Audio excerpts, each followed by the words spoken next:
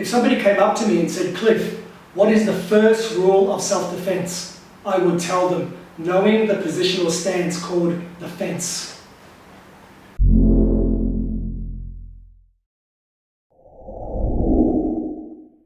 Now the fence is a position that I would take up if I had somebody aggressive in front of me who was threatening to hurt me.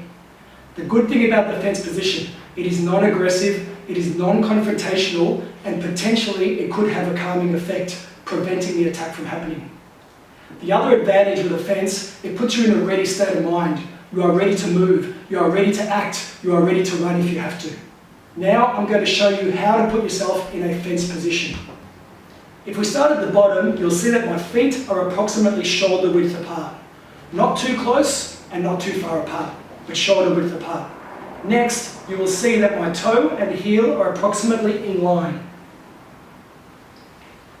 As we move up to my knees, I place a slight bend in my knees, and that gives me that readiness, that preparedness to move quickly if I need to.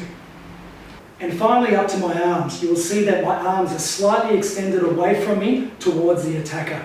Also my hands are open and my palms are facing the attacker. It is important that I don't clench my hands like this because this is an invitation to fight. Of course, that is not my aim. And finally, make sure that you are making eye contact with the attacker. It is important not to show any fear. Now I'm going to show you how to use the fence in a real scenario situation. As I place my fence at the attacker, it depends how severe the situation is, depending on how high or low I place my arms. If I feel that the situation is calming down, I can start to bring my hands down. However, if I feel that things are becoming more dangerous, I raise my hands higher and I extend them closer towards the attacker. If you've done everything you can to try to stop the fight, you've talked to them, you've negotiated with them, you maybe even apologized to them, and it's not working, you need to prepare yourself for the attack. Now, the most common attack that you may need to deal with is the big swinging hook punch. If I have no fence and the attacker comes in for a hook punch, I have no chance. However, with my fence position, at least now, I have some chance. So, if I start in my fence position here, and the attacker comes in, I don't need to know any special techniques or have any formal training. But as the punch comes in slowly, to begin with, all I need to do is to stop it with my forearm, and upon the point of impact, I tense my arm. At the same time, I move myself away. This way, it gives me the opportunity to run away if I can, or if I need to.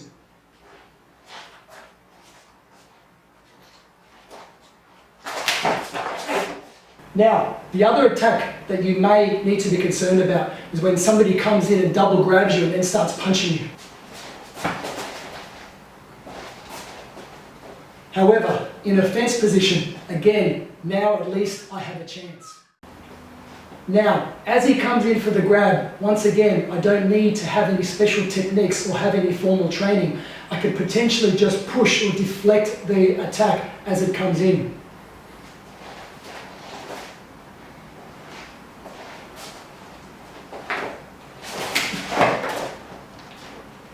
And the final attack we're going to look at that is very common as well is when the person comes in and headlocks you and starts to punch you.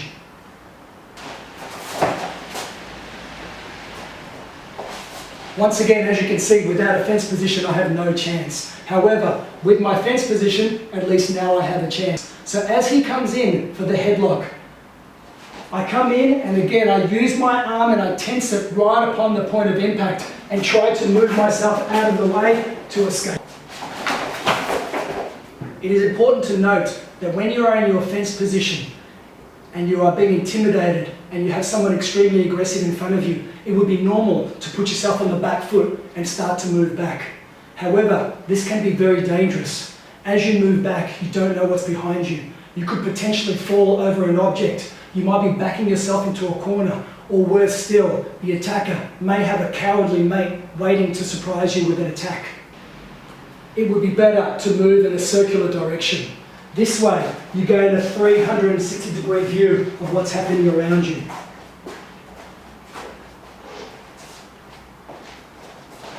Which will allow you to see if there are any objects in the way. You will make sure that you aren't going into a corner, and you can see if the attacker has any friends. What you could also do as well is, as you are moving, you may be able to plan your escape route.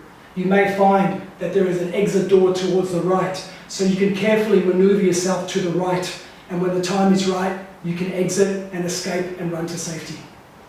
Now that you have learned the fence position, it is important that you now put it to practice. I would recommend, to begin with, start standing in front of a mirror, practicing the fence position. Check your facial expression, check your body language, make sure that your appearance is showing that you don't want any trouble and you don't want to fight. From there, I recommend grab yourself a friend, practice it in a role play situation. This way you can take turns being the good guy and the bad guy. And you can see how to make it work for you, how you're going to react, how you're going to protect yourself in a real situation. So thank you very much for watching my video, and remember to always be aware of your surroundings.